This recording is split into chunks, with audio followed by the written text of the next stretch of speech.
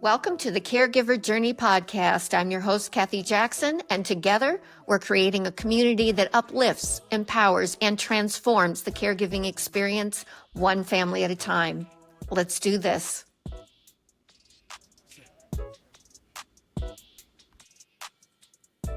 Well, hello everyone, and welcome to the Caregiver Journey podcast. As always, I'm so glad you're here. This is a place you can come every week to be part of a caregiver community, and we want it to be positive, uplifting, relevant, and informational. If you're here for the first time, this is a podcast for caregivers and their families. We talk about a lot of things, some of them uncomfortable, including family dynamics, mental health, fitness, spirituality, intimacy, well, you name it, nothing is off the table. But you know what? What I really want is I want this to be a place where we focus on the caregiver and commit to making those who serve others every day feel supported, loved, encouraged, and not alone in this journey. And for the families listening, I hope this podcast helps you to better understand how to engage in this journey and grow closer as a family unit. All right, this is episode 10. And in honor of being number 10, over the next two podcasts, we're going to explore what I call my top 10 most cringeworthy caregiving moments. So today we'll cover numbers 6 through 10. Now, this episode may not be exactly appropriate for children, so just giving you a heads up about that. So let me set this up for you. When you've been caregiving for years, there are many moments that will bring tears to your eyes, moments where you'll question your own sanity, and moments where the indignities for you and your loved one require a little bit of an out-of-body experience to survive the reality of what's in front of you. There have been many situations where if I didn't laugh, I would have cried into next year. It's not my intention in this episode to embarrass or make light of those we care for, or even the crazy range of circumstances a family caregiver can find themselves in. But in all reality, caregiving often forces situations that none of us want to be in. But here we are, in the thick of it. Caregiving rarely allows the choice to walk away from extremely uncomfortable, awkward, or stressful situations. Instead, we're asked to deal with these moments with compassion, with empathy, sometimes humor, but always with grace and dignity. Caregiving for a family member or friend puts additional stress on the situation because it requires the caregiver to often engage in tasks that put both the patient and caregiver in very vulnerable and sensitive situations. For those family members who aren't caregiving but want to better understand how to support the caregiver and their family, this episode will shed a little light on some of the more interesting aspects of caregiving that aren't often shared over dinner and a cocktail. All right, let's get this party started. The number 10 cringeworthy moment for me is what I'm calling frisky at the facility. You know this is going to be good, right? So about 18 months prior to my husband's passing away, I needed to put him in a memory care facility because now he required 24/7 oversight. It was one of the hardest decisions I ever had to make because although I was exhausted from managing his care and working full-time, my life revolved around him, and his care was my priority, and it was my purpose in life. I was very concerned about how he would adjust, and for those who care for someone with dementia, you know that any type of change, especially one of this magnitude, can cause a further decline. I had set up his room in advance at the facility and decorated it with his personal effects, hoping the room would feel, familiar and comforting. The memory care facility was in the middle of a larger assisted living building with the rooms arranged around an outdoor courtyard. The courtyard had a little walking path sprinkled with park benches, pretty trees, and colorful flower pots. When Mike was healthy, he loved working in the yard, and I thought the courtyard would bring him a sense of peace and joy. The day came to take Mike to memory care, and it felt as if I was dropping my child off at school for the first day. I had all the same mixed emotions. I was concerned, I was sad, I had anxiety. By nature, Mike was a friendly guy, And even with very little verbal skills left, his smile and his positive energy, it was still there. And the memory care residents seemed to just gravitate to him. That gave me some sense of relief.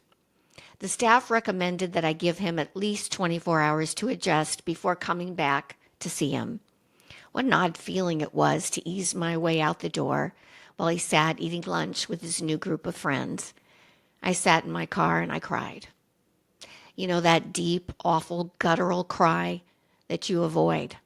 Maybe once in a while in the shower you allow yourself. Did I do the right thing? Will he look for me? Will he wonder where I am? That was the longest 24 hours of my life. I can't explain the excitement and the anticipation I had heading back to the facility to see the love of my life. Would he run into my arms? Would he give me one of those big bear hugs that always made me feel safe and loved? I couldn't wait to find out. I punched in that 4-digit code to get into the memory care facility, which opened up into a large living and dining area with comfy couches, a large TV, and numerous small square dining tables with those straight back chairs. There on one of those love seats was my husband, nuzzled up next to a female resident, holding her hand and smiling like a Cheshire cat. Really? One of the staff saw me and quickly pulled me aside. She told me the resident's name was Mary, and that Mike and Mary had hit it off. Really? I had just left 24 hours ago. But dementia patients have no sense of time, and for whatever reason, Mike and Mary were now a couple, and I was just a guest in their world. As I walked up to Mike, holding back my tears, he stood up to give me one of those big bear hugs. I introduced myself to Mary, who looked me up and down with a critical eye, but ultimately decided I was really no threat to her. Over the next 18 months, Mary would bring a level of comfort to Mike that I could no longer provide. Although I was angry at the situation at first, over time, I learned to appreciate the peace that Mary brought to Mike.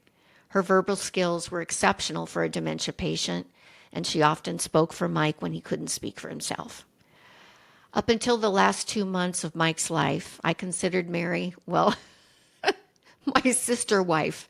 I never knew from visit to visit what they would be up to.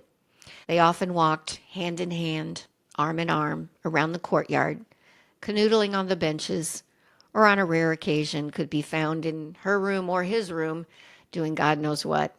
To be honest, he was getting more action than I was, so I was happy for him. The evening Mike passed away, he was transported out through the living and dining area where some of the residents had gathered for snack. Mary saw Mike, stood up, and stepped in front of the gurney to lead our small procession to the exit. Her dementia had advanced significantly since Mike had entered memory care, but somehow she had the wherewithal to make sure he got where he needed to go as a last gesture of compassion. It was a fitting end to their sweet relationship. All right, let's talk about my number 9 cringeworthy caregiving moment. And since we just talked about romance and memory care, let's keep that theme going, or the lack thereof of romance, and call this one Dinner and a No-Show. When you care for a spouse or a partner with dementia, there will inevitably come a time when they no longer know who you are. For us, it came about slowly and sneakily, like a thief in the night. Your loved one may know they can trust you or that you're someone familiar and safe, but they may not know that you are their spouse or their partner. I remember being out to dinner with Mike one night, a few years into dementia, and we were chatting about something I think related to work because he said to me, "I'm kind of a big deal." The comment took me a bit by surprise, so I probed a little bit more, and his response was far more flirtatious than informative. I realized he was attempting to impress me. And as we talked, he began to ask me questions that he should have already known the answers to. It was in that moment I realized he didn't know who I was. I was flattered that he found me interesting enough to flirt with me, but it was then and only then I realized how delicate the situation was becoming. especially as the evening progressed. And I wasn't wrong. Once dinner was over and we headed home, his questions became more inquisitive. How long could I stay? Where did I live? How old was I? When was I heading home? Now the wheels were turning rapidly in my head, and I was trying to figure out how I was going to deal with the inevitable. Where was I going to sleep that night? Now, put yourself in my place. We've been married for several years, but how do I tell my husband, who doesn't know that I'm his wife, that I'm spending the night? Will that confuse him or excite him? It was one of the first major ethical dilemmas I faced due to his diagnosis of Alzheimer's. I knew that evening nothing would ever be the same again. I began to grieve the fact that my relationship with Mike had turned a corner. Intimacy, as we had known it, was over. I was responsible for his well-being, and it was in his best interest to meet him where he was. I no longer got undressed in front of him or participated in other wifely duties, let's call it. I was sometimes blessed with a sweet kiss, his hand reaching for mine, or a warm bear hug. But dementia is a lonely disease, not just because the intimacy disappears, but because the one you deeply love disappears as well. All right, let's talk about number 8, my cringeworthy caregiving moment. This will be the last reference to romance and intimacy for a while, but I think the story is a good one for our top 10. Let's call this one the Post-it Note. One of my husband's many talents was writing. He was an amazing speaker, but his ability to put his thoughts down on paper and command the undivided attention of a room, whether it was farmers, executives, or high school students, it was incredible. Early on in our relationship, he would write love letters to me. He often traveled, and we would be apart for days or even weeks at a time. He would write to me about his travels and express in detail how much he missed me and couldn't wait to see me again. I was an incredibly lucky woman because he was always willing to put his heart out there and express how much he loved me. And for a woman who grew up needing to, well, I talked about it in an earlier podcast, perform for validation, Mike's willingness to pour into me with such unconditional love was life-giving to me. No matter where we lived, Mike always had a home office, and he loved having the ability to retreat to his desk and take care of whatever business needed to be done that day. He could spend hours in there writing, emailing, talking on the phone. I loved seeing him at his desk. He was in his element. As the signs of dementia began to take root, he spent less and less time in his office and more time following me around throughout the day. When it came time to sell the house, Mike was not able to help prepare for that move. So it became my responsibility to pack up his office. As I began going through his things and labeling piles of papers, books, and file folders, I opened the center desk drawer and found several pieces of paper with scribblings on them. As I looked closer, I realized that Mike had been practicing the same sentence over and over and over again on brightly colored Post-it notes, with each version of that sentence becoming harder and harder to read. It said, "Kathleen is my wife. Kathleen is my wife. Kathleen is my wife." The moment took my breath away. I had been so focused on getting the house ready for sale that I failed to recognize where we were in this journey. My heart broke for Mike. In that moment, I realized how scary it had to be for someone losing their memory, losing their way. When I feel like I'm losing my way, I'm reminded of how brave Mike was throughout that disease.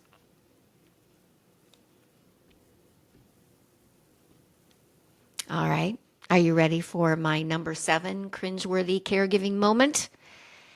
This is definitely not a conversation you want to have over dinner, maybe after a few drinks, but definitely not while consuming a meal.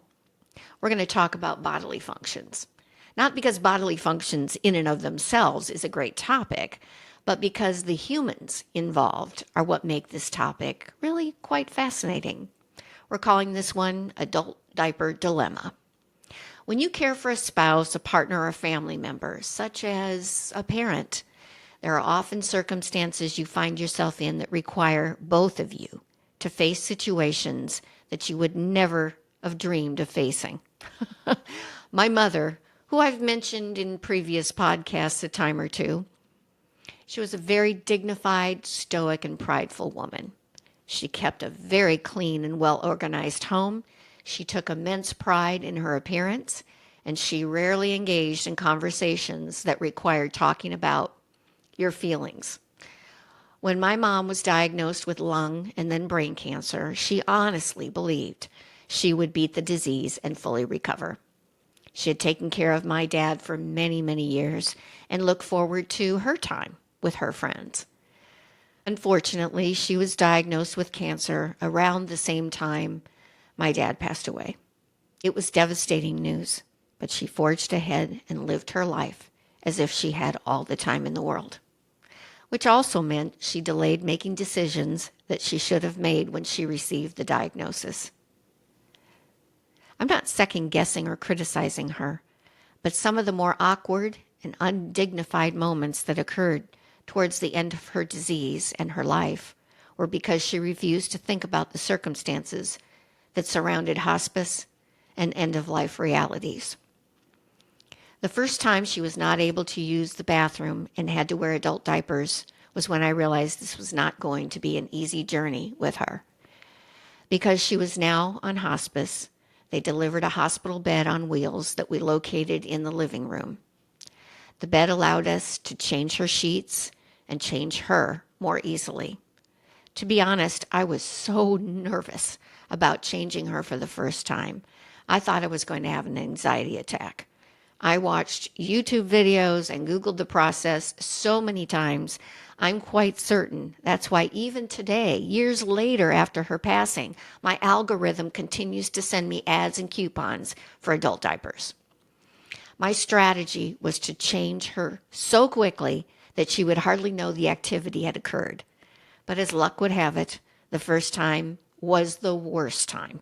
I didn't have enough wipes, the trash can was not close enough, and my fumbling hands only delayed getting the adult diaper on efficiently. It was embarrassing for her and for me. I was devastated. I remember finishing her up and then disappearing to the bathroom to cry. Over time, I got it right, and I was able to actually chat with her and distract her while I was changing her. And what I learned in that experience was that, even in the most awkward of moments, we can rise above the indignities and still honor the total human experience. All right, are you ready for the last one for this podcast, number 6? We'll do 1 through 5 in the next podcast. We're calling this one ACDC, which stands for A Catastrophe in the District of Columbia. In the initial stages of my husband's diagnosis of Alzheimer's, we continued to travel. We tried to make the most of our time, especially while Mike could still move around and participate in activities. So during a trip to Washington, D.C., I made the insane decision to schedule a city tour using Segways, of all things. I'm guessing you already know where this is going. But I was optimistic because Mike's motor skills were still very good, and he seemed to grasp simple instructions. Boy, was I wrong. Thank God my son was with us because, like a toddler on a high-speed mission, Mike would be right there with us one moment, and the next he'd be headed in a completely different direction. My son spent most of that tour corralling Mike, chasing him down, or dragging him away from one of the many water features in D.C. Now, the day before the trip, I had been to the dentist who had put on my braces, and some of the wires from the braces had not been shaved, and my mouth was shredded from the numerous cuts. I could only eat mashed potatoes, and my nerves were fried. The pictures from that trip are a reminder that I tried to keep things as normal as I could, but there was nothing normal about what was happening in our lives. Mike was sick. I was in pain, and I'm certain my son was wondering, what the hell have I gotten myself into? But when I talked to my son about that DC trip, he remembers the good times. And the not so good times only made those good moments even more special. One of the last activities we did in DC was a beer tour.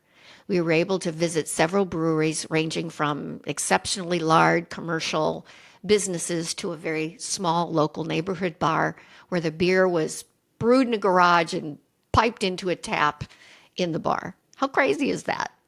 See, even in the middle of the most cringeworthy moments, there's a nice cold brew waiting to be enjoyed. I hope you enjoyed hearing some of my cringeworthy stories. I'll have 5 more for you next week. So what are your stories? We all have them. And let's be honest, it does make life a little more interesting. And I didn't plan on gathering 10 years of cringeworthy stories, but then again, I didn't plan on caregiving at all. Caregiving is a calling.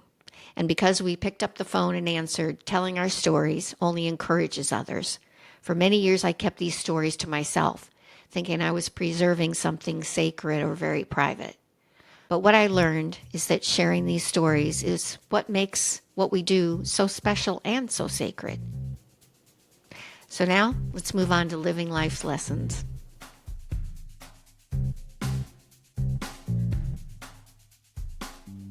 Hi, welcome to Living Life's Lessons. Let me tell you a little something about my pre-caregiving self. I was a prideful person. I cared a lot about what others thought about me. I always put my best foot forward. I only wanted people to see the polished side of me. Behind the scenes, I was a wreck. I lacked in self-confidence. I suffered from anxiety. I questioned my self-worth.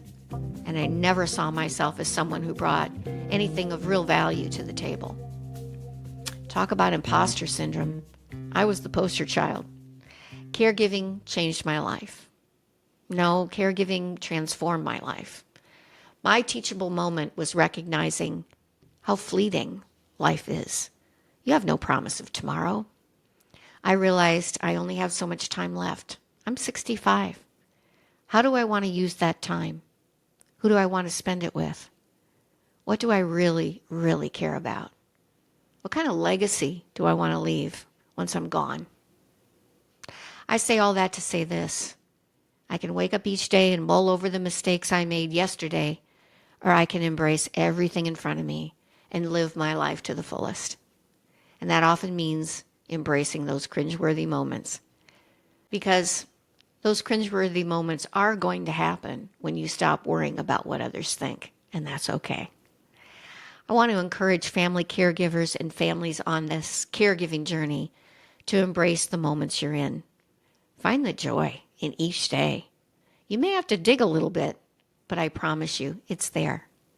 Let the caregiving journey really transform how you look at and experience life. Let these moments bring you closer as a family, drive deeper conversations with each other, and elevate your legacy as a fully bonded family unit. And now, where in this mess are you, God?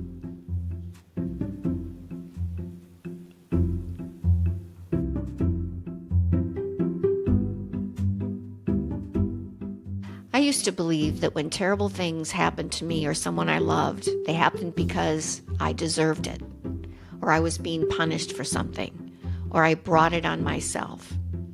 What I learned while caregiving was that's not how God works. Although as human beings, we do stupid things, and we often have to suffer the consequences for that.